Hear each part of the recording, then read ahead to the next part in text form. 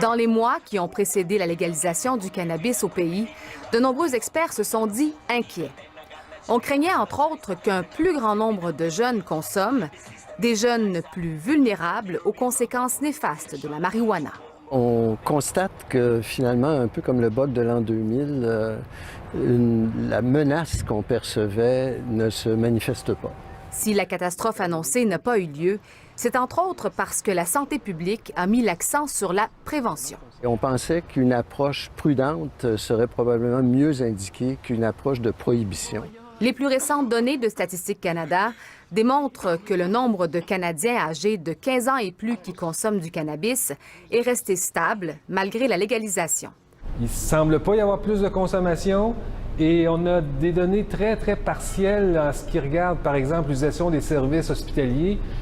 Et les quelques informations que j'ai, moi, m'indiquent qu'il n'y a pas vraiment lieu de s'alarmer. Au projet Cumulus, où on sensibilise les jeunes aux dangers de la dépendance, on note même quelques différences positives.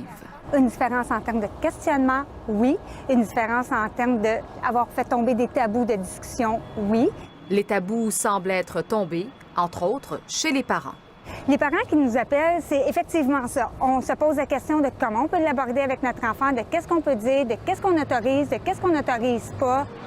Les consommateurs qui fréquentent la Société québécoise du cannabis se sentent aussi plus en sécurité. Et on peut vraiment avoir la certitude qu'on sait qu'est-ce qu'on consomme. Un sentiment de sécurité aussi, là, on sait ce qu'on prend.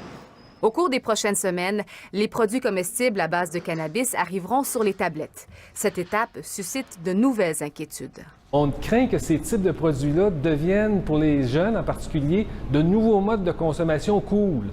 Québec a déjà annoncé que la vente de chocolat, de friandises et de confiseries à base de cannabis sera interdite sur son territoire.